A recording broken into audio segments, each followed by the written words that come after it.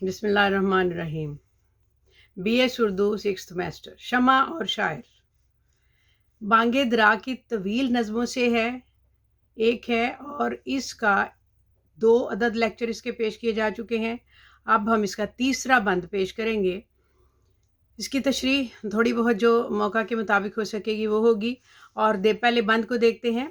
تھا جنہیں ذوق تماشا وہ تو رخصت ہو گئے، لے کے اب تو وعدہ دیدار عام آیا تو کیا۔ انجمن سے وہ پرانے شعلہ آشام اٹھ گئے، ساقیہ محفل میں تو آتش بجام آیا تو کیا۔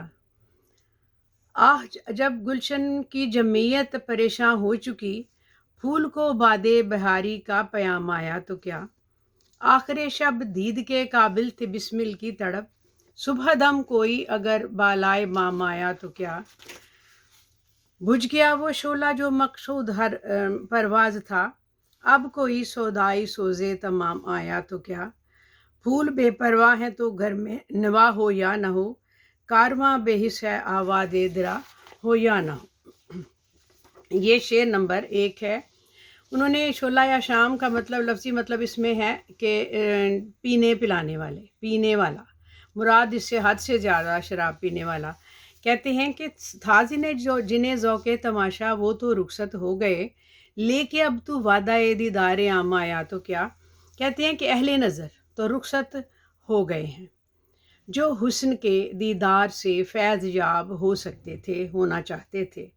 اب تو دیدار عام لے کر آیا بھی ہے تو اس سے کیا حاصل، اس لیے کہ کوئی دیکھنے والا تو رہا ہی نہیں، سب رخصت ہو گئے ہیں۔ اس میں دوسرے معنوں میں وہ بیان کرتے ہیں کہ جو صاحب جنون لوگ تھے، جو عشق اللہ تعالیٰ سے کرنے والی قوم تھی، وہ تو رخصت ہو گئی۔ اب تم اس تمام مسئلے کو لے کر آئے بھی ہو تو اس کا کوئی فائدہ نہیں۔ شعر نمبر 2۔ انجمن سے وہ پرانے شعلہ آشام اٹھ گئے، ساقیہ محفل میں تو آتش بجام آیا تو کیا۔ محفل سے وہ پرانے لوگ رخصت ہو گئے، یہ ایک ہی بات ہے جو بتائی جا رہی ہے، جو شمع بیان کر رہی ہے کہ محفل سے جو پرانے لوگ تھے وہ تو چلے گئے ہیں، جو حد سے زیادہ شراب پینے والے تھے۔ ایسا کی تو اب اگر تیز و تند شراب کا پیالہ لے کر آیا بھی ہے تو اس سے کیا فائدہ۔ جو یعنی دوسرے لفظوں میں یہ ان کا مطلب ہے کہ جو لوگ باہمت تھے، جوش و جذبہ رکھتے تھے، وہ تو ختم ہو چکے۔ اب تو اگر کسی بھی طرح سے کوئی بہادری کا پیغام لے کر آیا ہے تو اس کا کچھ حاصل نہیں، کوئی اس کا فائدہ نہیں۔ شعر نمبر 3۔ آہ جب گلشن کی جمعیت پریشاں ہو چکی، پھول کو باد بہاری کا پیام آیا تو کیا۔ شعر نمبر 3۔ افسوس کہ باغ کا شرازہ بکھر گیا، یعنی ہماری قومی جو تہذیب تھی وہ ختم ہو گئی، بکھر گئی۔ اب اگر پھول کے لیے باد بہاری کا پیغام آیا ہے تو کیا حاصل، مطلب پھول جو ہیں ان کو بہار کا پیغام آیا ہے، یعنی اچھی خبر ان کے لیے آئی ہے تو کیا حاصل، جب کہ پورے باغ کا شرازہ ہی بکھر گیا ہے، یعنی پوری قوم ہی لٹ گئی ہے۔ اب ان باتوں کو، ان چیزوں سے کیا حاصل، کچھ فائدہ نہیں ہے۔ شعر نمبر 4۔ آخر شب دید کے قابل تھی بسمل کی تڑپ، صبح دم کوئی اگر بالائے مام آیا تو کیا۔ کہتے ہیں رات کے آخری حصے میں جو محبت کی تڑپ تھی، محبت کا جو زخمی تھا، اس کی تڑپ دیکھنے کے قابل تھی، اس کی بے چینی دیکھنے کے قابل تھی۔ وہ جب بے چینی سے تڑپ تڑپ کا ٹھنڈا ہو گیا، صبح کے وقت اگر محبوب نے لبے بام جلوہ دکھایا تو اس کا کیا فائدہ، جو اس کا خاشم، جو اس کو چاہنے والا تھا وہ تو چلا گیا دنیا سے، اب کیا حاصل۔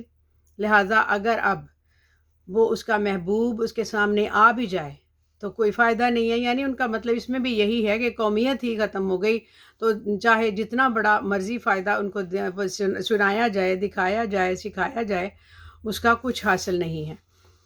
شعر نمبر 5۔ بجھ گیا وہ شعلہ جو مقصود ہر پرواز تھا، اب کوئی سودائی سوزے تمام آیا تو کیا۔ وہی شمع تو بجھ گئی جس پر ہر پروانہ جل مرنے کے لیے تیار تھا، اب کوئی مکمل سوز کا دیوانہ پن لے کر آیا ہے تو لا حاصل ہے۔ مطلب یہ ہے کہ تمہارے اندر اب اے شاعر، اگر تو اپنے اندر سوز پیدا کر رہا ہے، پیدا تو نے کر لیا ہے، تو اب اس سے فائدہ اٹھانے والے، اس پہ پروانے کی طرح اپنے آپ کو نچھاور کرنے والے تو ہیں نہیں. اب کچھ فائدہ نہیں، کچھ حاصل نہیں. شعر نمبر 6. پھول بے پرواہ ہیں تو گھر میں نوا ہو یا نہ ہو، کارواں بے حس ہے آواز درا ہو یا نہ ہو. پھول بالکل بے پرواہ ہو گئے ہیں تو نغمہ سرائی کر یا نہ کر، قافلے میں کوئی احساس باقی نہ رہا. اب درا سے صدا بلند ہو یا نہ ہو، کچھ حاصل نہیں. مطلب ان کا یہ ہے کہ جو کارواں، کسی راستے پر کارواں یا قافلہ روانہ ہونے لگتا تھا تو اس کا چلنے کا شور پیدا ہوتا تھا، ایک گھنٹیوں کی آواز اٹھتی تھی جس سے سب بیدار ہو کر ایک ساتھ اکٹھے روانہ ہونے لگتے تھے. لیکن کہتے ہیں کہ اس میں کہتے ہیں کہ اب درا، آواز، صدا بلند ہو یا نہ ہو، قافلے میں وہ احساس ہی نہیں رہا. پھول بالکل بے پرواہ ہو گئے ہیں، یعنی دنیا میں ہماری قوم میں وہ بے پرواہی آ گئی ہے کہ ان کو چاہے جتنی مرضی گھنٹیاں بجا بجا کے جو جگاؤ اٹھاؤ، کچھ حاصل نہیں. اور اس کے لیے مثال انہوں نے کارواں کی دی ہے، کارواں اور قافلے کی. یہ شعر نمبر 6 تھا بند نمبر 3 کا. اور آگے بند نمبر 4 کی تشریح نیکسٹ ویڈیو میں پیش کریں گے. پھر ویڈیو بہت لمبی ہو جاتی ہے، تو اب اس کو دیکھیے اور سنیے اور اپنی رائے سے نوازیے. شکریہ، السلام علیکم.